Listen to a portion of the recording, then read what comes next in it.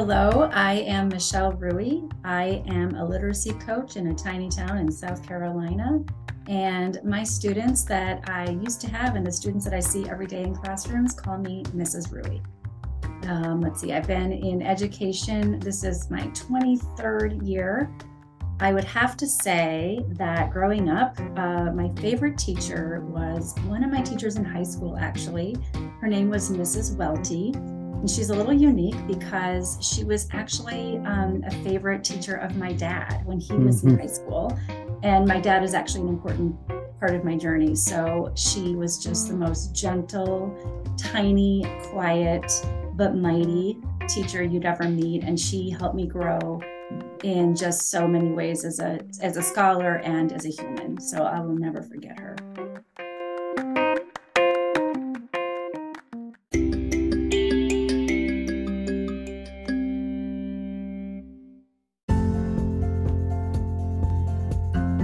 Hello, teachers from around the world, and welcome to the Legendary Educator Podcast, the podcast for teachers for continuing professional development, where we discuss everything related to education. I'm your host, Mr. Rames. Let's talk about reading. With all the noise of technology and social media, what is happening to literacy and our kids' ability to read? Like actually properly read. I'm not talking about text messages or abbreviated Instagram posts. Is reading doomed to mutate as technology evolves? Or can we still teach our kids to curl up with a good book? My guest this week is Miss Michelle Ruhe, former teacher, literacy coach, and founder of Coach from the Couch. We discuss how literacy has transformed in recent years and the factors that are leading to its demise. And yes, COVID is mentioned once again.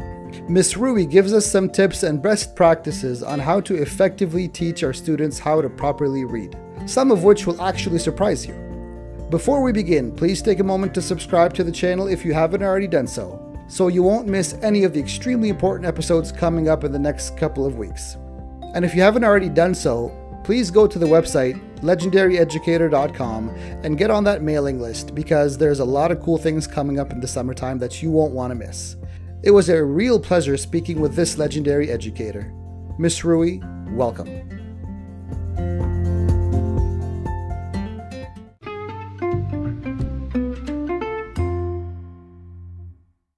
So, Michelle, thank you for joining me today. I do appreciate your time. Thank you for inviting me. I appreciate it. Not a problem. So can you please tell us a little bit about your journey in education and, how you ended up as a literacy coach for teachers? So I knew pretty early on that I wanted to be a teacher. I was one of those quintessential kids who lined up all the stuffed animals and taught them with the chalkboard. I was that kid for sure. My daughter does that. Yeah. So maybe that's a sign. It's a sign. But for a very brief time, actually, I thought I wanted to be an attorney. So then I kind of went down that path a little bit, but I came right back to teaching when I became, I was in high school, a Sunday school teacher. And I think I did it for about 2 weeks and I was hooked. This is it. All of it, the lesson planning, the kids, everything, seeing their smiling faces. So that was early in high school when I knew I wanted to do that. And so I just went on that path, and literacy quickly became my passion. And it comes from actually my dad. He, as a child, really had a hard life, and he didn't have anybody there to advocate for him, and grew up not liking reading, hating it actually, and really kind of struggling with it. And I always remember thinking, if he would have had someone to be there for him, to show him the way, his life could have had a completely different path. So I just always vowed to be that person. So most of the schools that I've taught in, I've chosen for them to be title schools as much as possible. Although I have experience in highly affluent as well, my heart is with those kids who are in those higher needs schools, because they also need somebody to advocate for them. So I did that for a number of years. I started out actually, I pretty much went this beautiful trajectory: kindergarten, then I looped to first grade, then I looped to second grade, and then I went to fourth grade. And I did that very, very intentionally so that I could see how literacy develops over time.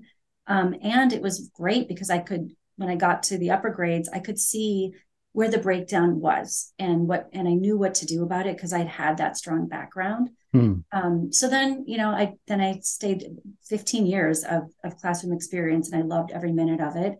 But then more and more, I started working one-on-one with teachers and collaborating with them and sort of training them. And I just loved that. I loved that as much as I loved the classroom. So then I started looking at doing that, and I became an interventionist in literacy, K-5, for about 5 years, where there was a lot of coaching involved with that, when he was setting goals with kids and progress monitoring and what are your next steps.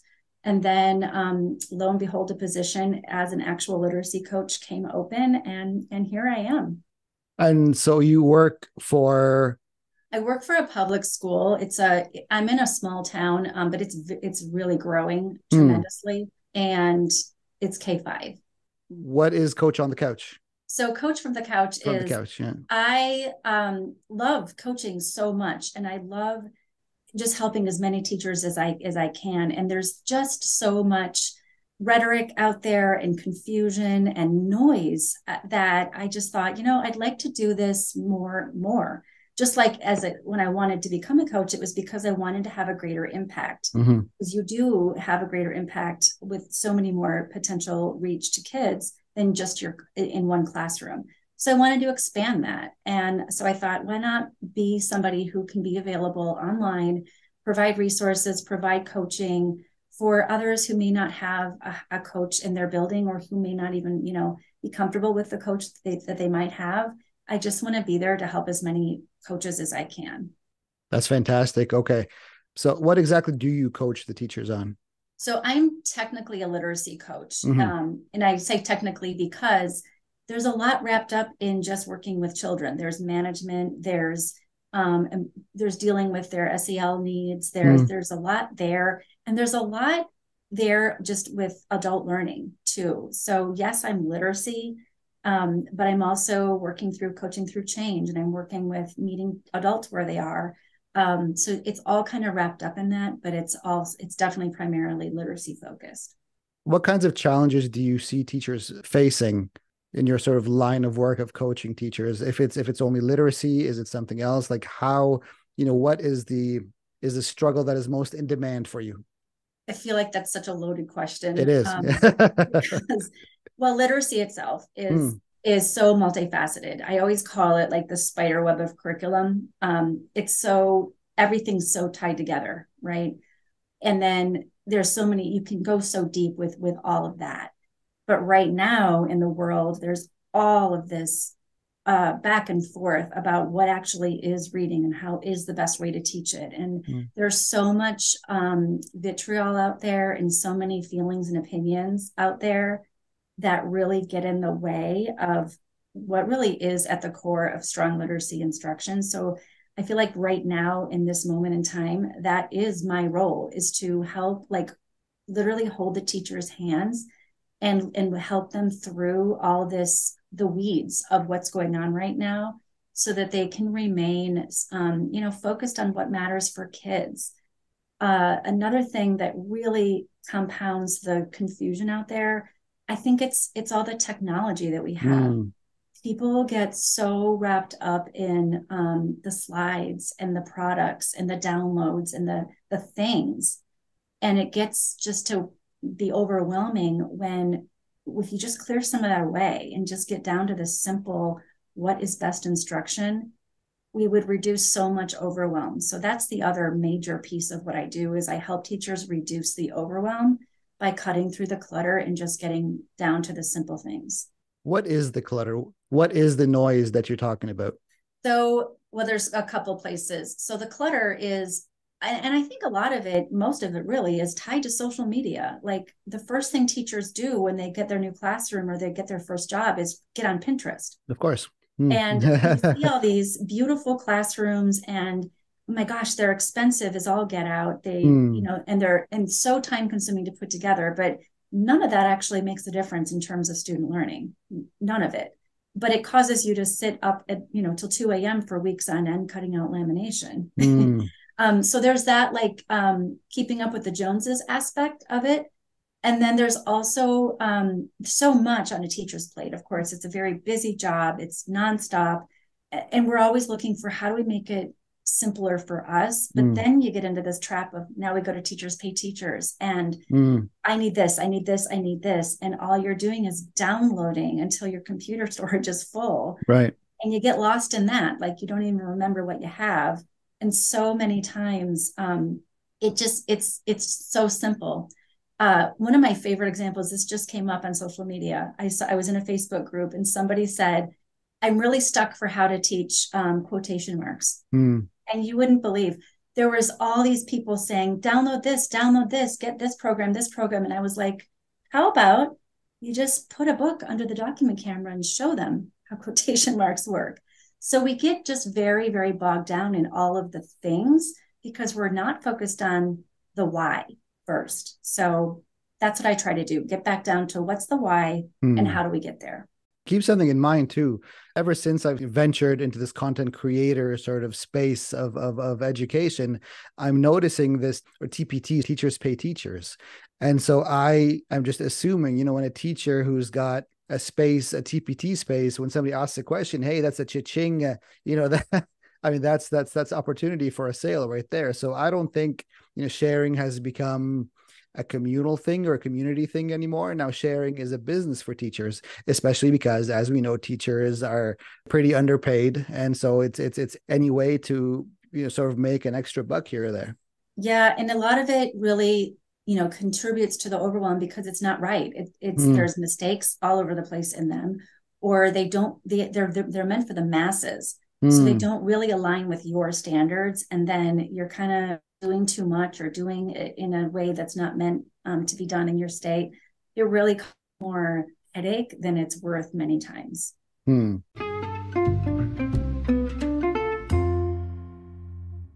Thanks to BetterHelp for sponsoring this podcast episode.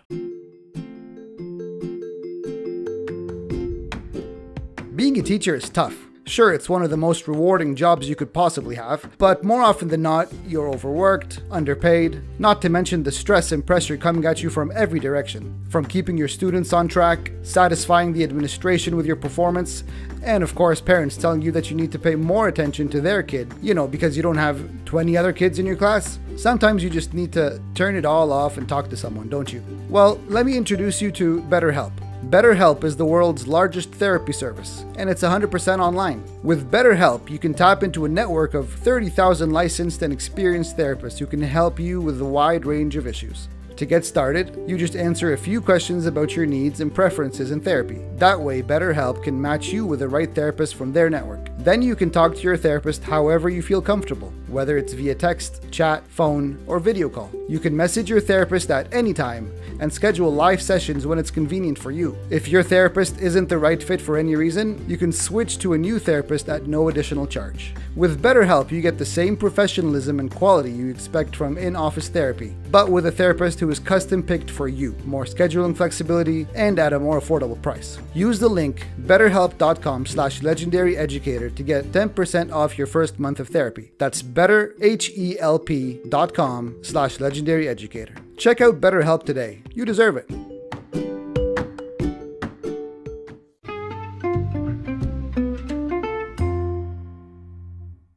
Okay, so you mentioned best practices. What are some of the best practices for teachers? So, number one, stepping away from that PowerPoint and getting in front of your kids and looking them in the eye and just really getting down with them. And that starts with knowing your kids. That starts with assessing them in a multitude of ways, not just one diagnostic tool that you're given from your curriculum. Maybe some student interviews or rating scales or engagement inventories, just getting to know them in many aspects. And then looking at your curriculum and saying, okay, here's what I'm given, but where are my kids in relation to that? We so often just jump into the curriculum and turn the page, but we have to remember that every group is different, especially lately. And I hate to keep you saying this, but COVID really did make an impact on kids' behavior and their learning. So we don't have the same kids today that we did even 3-4 years ago. because I'm in classrooms every day, I do see this. It is true. So this is hard for many teachers. If you've been in your same role for like, let's say 5 years, Mm. those kids that you had were kind of status quo, let's say, and your curriculum may have worked, but now they're not the same kids. Mm. But you can't just jump into the curriculum. You've got to look at where your students really are. And that can make it less overwhelming, actually, because if you're trying to teach to, at point Z, when your kids are really at point D, you Mm. got to figure that out first. Can we dive a little bit deeper into this? How has COVID affected students' reading skills, reading abilities? It's really affected more than anything their self-efficacy, I would say. They've been, their parents really did a lot for them, or Mm. they didn't have to do a lot, As or a much as they combination of could. both. Right. So they're not used to things being difficult or Mm. working for them. And their attention spans, oh my goodness, their attention spans are not the same. Mm. So that kind of like is a perfect storm for kids who are just overwhelmed and don't know how to handle themselves. And that really affects the reading because they're not as engaged, they aren't as invested, and it's harder. And because I was an interventionist at that time, trying to teach literacy intervention over Zoom Mm. to kindergartners, and that's Mm. pretty hard. So they're also lacking a lot of skills for sure. So all of this is kind of this like big churning of big things that have happened in terms of their behavior, their social awareness, their self-efficacy, and their skills, and it's all coming together in lower ability to read. And so it takes more work for the teachers, certainly. Mm. So I feel like that's where we are, but it's not as bad as math. I'm hearing. Not as bad as math, eh? Yeah, yeah. Do you find that social media, or like reading off of social media, reading, text messages, Instagrams, or that has affected students' ability to actually read proper sentences? Oh, there's no doubt. Especially, you go to any restaurant at dinner time and look around. Mm. You will not find a 2-year-old that does that in their hands. And Mm. so, there's a lot of research out there about just the digital world and what that does to the brain, and kind of creates that like ADD brain, really. Mm. So we've got these kids who've grown up on devices who are training them to have extremely short attention spans. So that's one of the reasons I think why so many kids gravitate towards those graphic novels. They Mm. don't, and there's nothing wrong with those, but a completely 100% steady diet of that, when there's not much substance to them, is really not helping kids grow as readers as much as they should be. But I think that social media, that just technology aspect in general, has greatly contributed to that shorter attention span, and they don't have the ability to stick with an actual book for very long.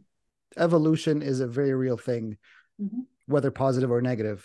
Is the evolution of reading going towards more electronic media?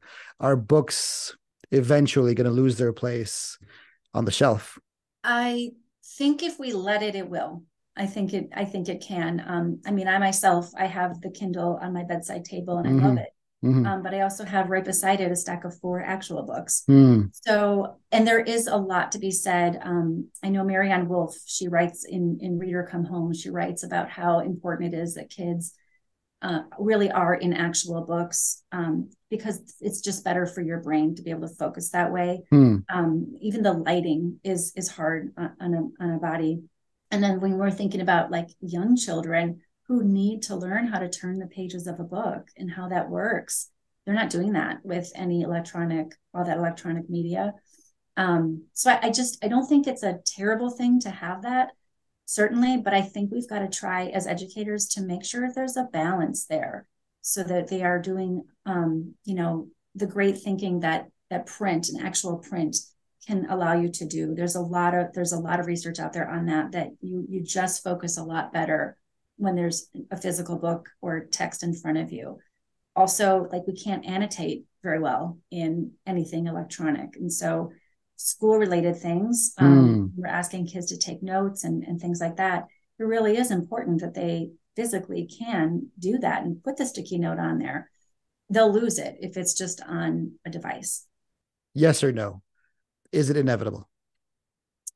Yes. 10 years, 20 years, maybe 50 years, who knows? But are paper books inevitably going to disappear eventually? I want to say no, but I'm thinking about newspapers, and we're already there. That's gone. All right. Right. We're already Magazines are there. gone. Right. But I still think we can slow it as much as possible. We can, support authors, and we can develop big classroom libraries, and that love of reading and holding a book in your hands and just getting lost in that book. I think as educators, we can protect that. Can we stop it from disappearing? I don't know. I hope not, but I kind of feel like 25, 30 years from now, the answer will be yes. Right before I retired from teaching, the wave that I noticed was textbooks on tablets. Every single textbook that you need on a tablet. I mean, is that a sign of things to come? I think it is. And so, what comes with that is we're going to have to, of course, train our kids how to make the most of it and how to get as much as they can out of it. The sad reality, though, is their brains are at the same time not developing the same way as you and I did with physical books in our hands. So there's always going to be that shortage of attention. And we're going to have to continue to deal with that as educators with the advent of digital only text, for sure. And we have to train ourselves to how to train kids to really get the most of it. Right now, it's all too easy to say, okay, go on Epic and read. But there's so much to how to look for just the right thing, and how we still have to teach them how to make just right choices and appropriate choices, and think as they read and pause. That's what's hard about it, is when we have a physical book, it's so much easier to kind of just look up for a minute and process. But in a digital text, it's all too easy just to keep turning those pages, and you get a little passive. So it will take more work on our part. That's evolution, though. Like if you like it or not, I do believe. I mean, on a personal note, I believe that's where we're going, right? So, yeah. And since we're going there, do you think that it's actually better for a teacher to see that end result and work with where we're going instead of against where we're going? Yeah. And I think this is a lot like Chat GPT right now. That's a whole new thing, which I still don't know what that is. Yeah. And there's you can be afraid of it, and you can run from it and shut your eyes and hope it doesn't come. It's here. Yeah. But you can also learn about it. And when you learn about it, no matter what the thing is, you can learn to embrace it and get in front of it and learn how to make it work for you and for your students. I actually think there's a lot of benefit to Chat GPT in terms of teaching kids how to revise and how to improve their writing. It's almost like a tutor for them. However, there have to be parameters. And so if you don't have parameters in place because you don't really understand what can happen, then you're going to be ill prepared. So I always think whatever's coming, with me, it's this whole movement towards science of reading, right? If you don't know what's coming and what all it entails, you can't get ahead of it. But if you embrace it and learn as much as you can, then you're so much better positioned to make it meaningful and make it impactful. You're going to have to make some shifts for sure, but you can absolutely make it all work and make it a benefit to students. It just takes some training.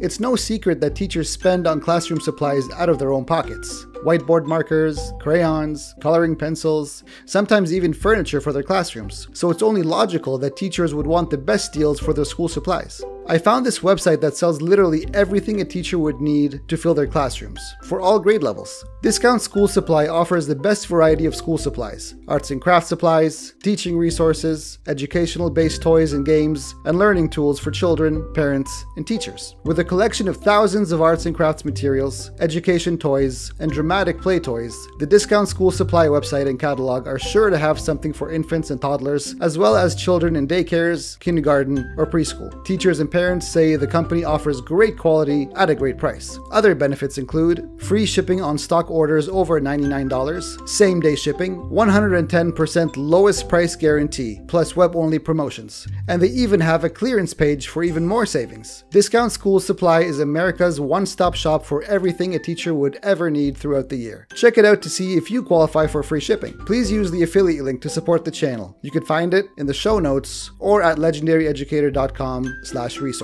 Discount School Supply, always low prices, always 110% guaranteed.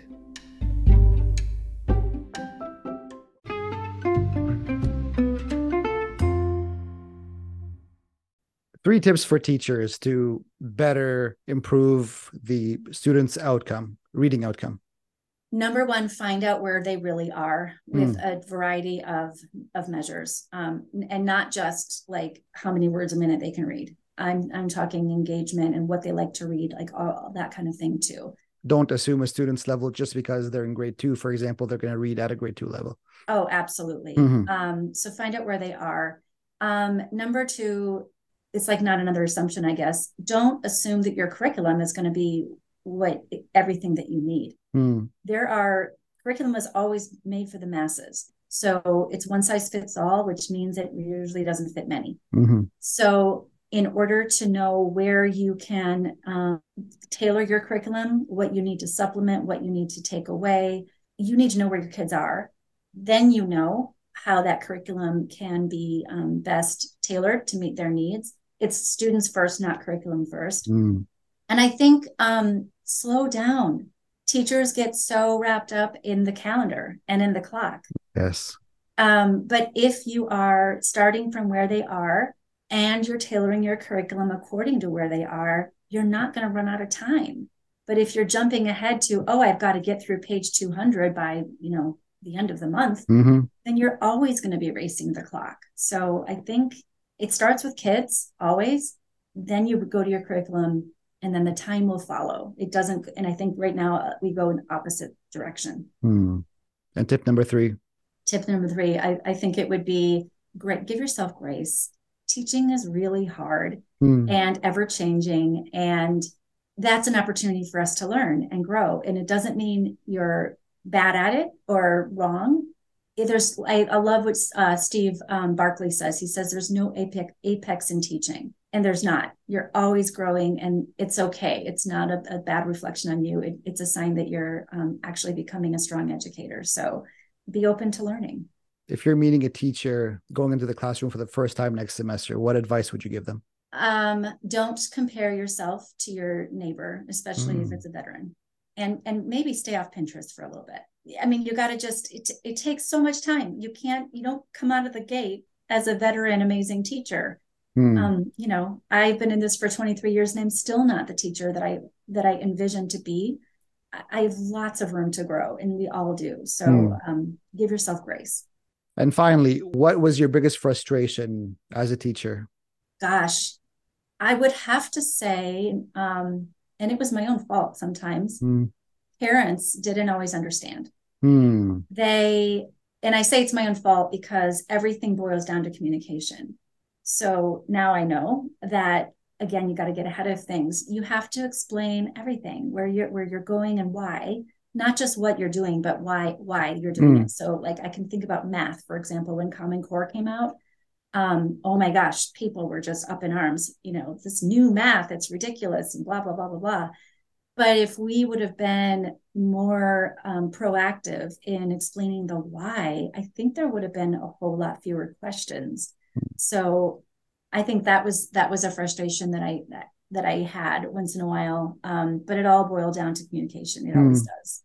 If somebody wants to reach out to you for information or to, set something up with you coaching wise, where would they find you? So I'm in a couple of places. I have a private Facebook group, and you can find that by just going to elementaryliteracylessons.com. I'm also on Instagram quite a bit. You could DM me. That's coach_from-the-couch. And then I have a website. It's coachfromthecouch.com, where you'll find all the things. So amazing. And we're going to have all your links in the show notes as well. Oh, thank you. You're welcome. Michelle, thank you so much for your time. This was a real pleasure, an eye-opening experience, an eye-opening, conversation about reading literacy and where we're going, where we're heading with this whole reading thing. Reading's important, turns out, but as everything evolves, so is reading. And I can't wait to see, and I'm a little bit afraid to see where we're going with this whole. That's why I'm here. I'll help you. That's amazing. All right, Michelle, thank you so much for your time. Thank you.